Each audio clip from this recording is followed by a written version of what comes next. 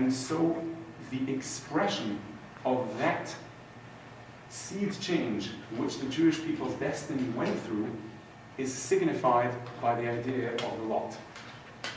Whereas we find the Jewish people at the beginning of the scroll despairing of redemption, not understanding that they may no longer be worthy and may no longer be subject to divine intervention and the prophecy of redemption, the Megillah sets out for us the panorama of divine intervention in the Jewish people's destiny to bring them back to the utter reversal of what the lot signified.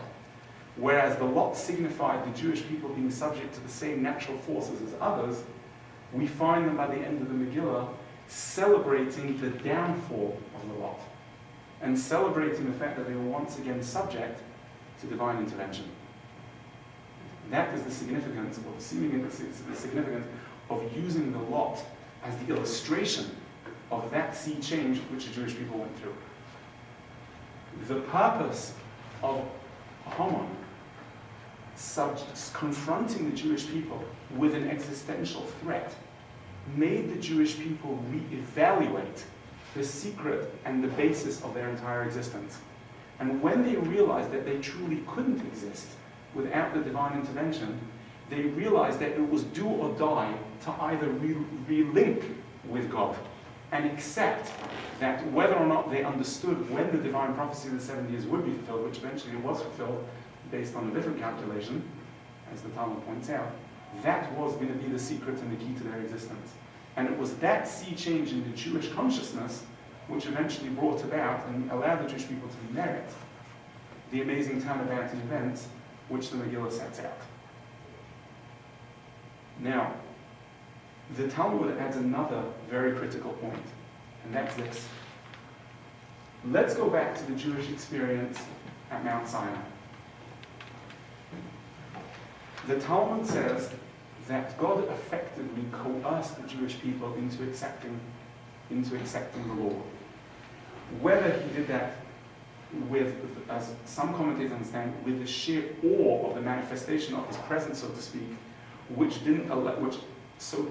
spiritually, so to speak, didn't allow the Jewish people any room for doubt, and so they accepted it by the sheer force of his presence, or it was perhaps a different method of more direct coercion, that's unclear. But nonetheless, the Talmud says that effectively the Jewish acceptance of the law was in some way as an act of coercion. Now, the significance of that is a discussion unto itself, but the Talmud makes a startling statement. The Talmud says that therefore, once the Jewish people were exiled out of the land of Israel, effectively they could have really said to God that the contracts were over. The acceptance of the law, you coerced us into. We weren't given a choice of that. Now, we kept your laws because we understood that in bringing us to the land of Israel and sustaining us there in the miraculous way that we lived there was obviously contingent on us being faithful Jews. But we're out now. That's over. We've dropped, we've been exiled, it's over. Therefore, the Jewish people really, Talmud says, a startling fact, could have really said to God, the deal was, while we were in the land of Israel, we understood we had to keep the law.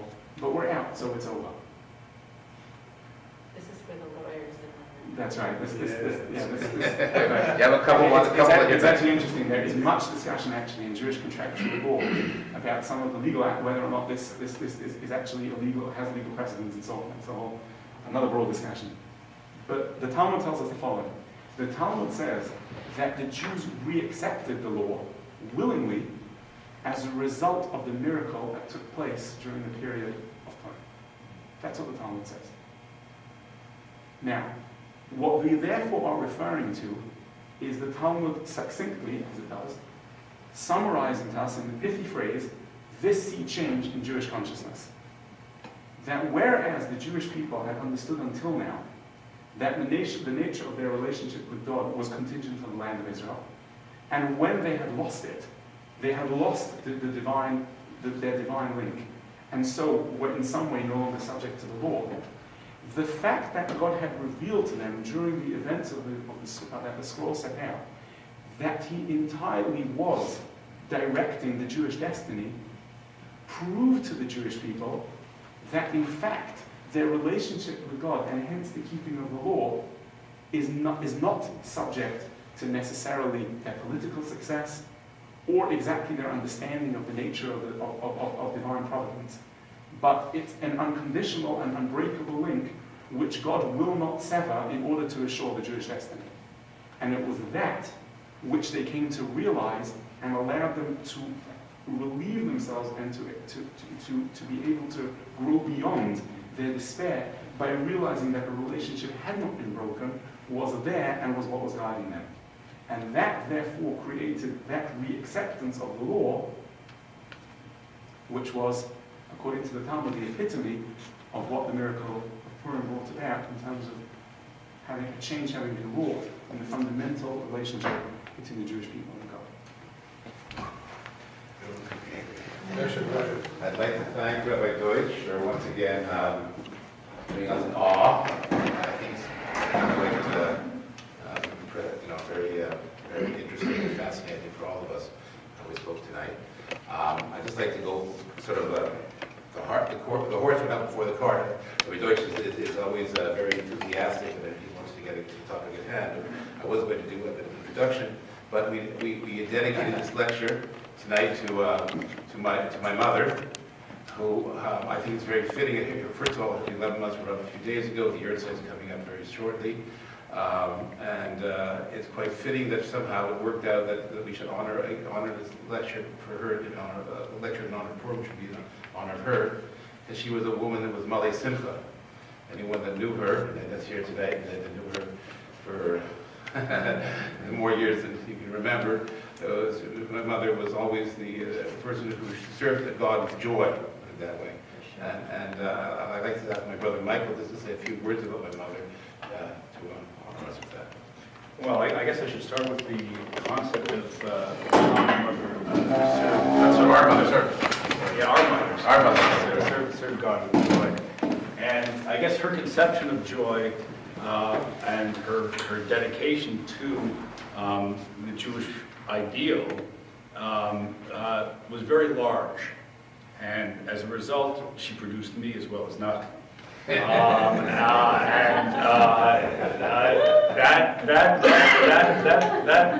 was reflected in many ways in the way we were brought up and the ideals that she had. And I was going to tell a story about my personal experience with my mother. When I was 20 years old, I decided that I was going to go to Africa to volunteer to teach in a school in Africa with the woman who became my wife afterwards. And it was quite a shock to a nice Jewish family growing up in what was the town of Mount Royal at the time, to see an educated and a son who she was very proud of, somehow or other leaving Canada and putting up with the pagans in Africa, or at least you would have thought so. Yet my mother decided, instead of being ashamed of the things that I was doing, on the contrary, to celebrate it and to invite all of her friends over to the house and all of the people in the community to meet us and to celebrate this event, because she recognized, as I hope we all do here, the importance of sharing the kinds of values that she brought us up with the larger world out there.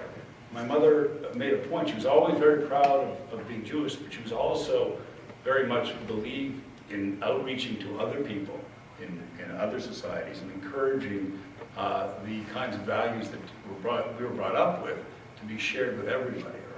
Our home was open not just to Jews, but to non-Jews as well. And that was the way that we've always lived. And that's why Malcolm and I are so different. Anyway, this is one. I think you're different. And before you leave, Mark, just Well, nothing. I'm just going one of the things I set up was after my mother passed away was a scholarship fund for Nicole in honor of my mother. And the reason I think maybe people can understand it now, why I feel it was one of the most precious things I could do for her by honoring her memory, that in supporting these people who are bringing this kind of Torah to this world and extending it to others. And I'm still proud of it, and people have generously given to the fund. One of the people who has been, we developed another program called a partnership in the actual program. And we have here tonight one of the people who was the first partner in the program, Mr. Paul Baker. That partnership is paying the salary for one of our co-members, and he became a partner last year, and maybe he will go and extend that program a little bit later. We'll extend it this year, or maybe a little bit increase it to.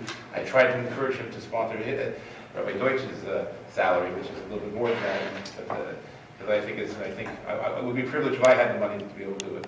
But that's based on a biblical concept also, by the way. At Yisachar and Zulun, there was two tribes. Yisachar went out, Zulun was one who went out in ships. They were merchants, and they shared the profits of their work with Yisachar, who sat in the Torah all the time. So this was the partnership going back to biblical times, and it's called on by various people.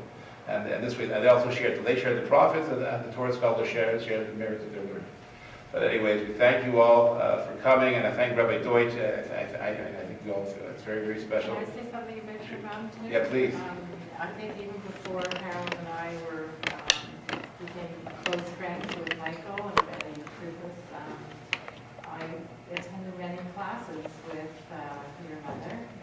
She loved to study Torah. She went to, we were often in the classes that were mostly in Côte St. Luc, but she really loved studying and learning. She was very, and very intellectually curious too of the Torah, and we had lots of fun, we considered fun discussions about what was brought up by the rabbis, and I had a lot of respect for her and enjoyed her company.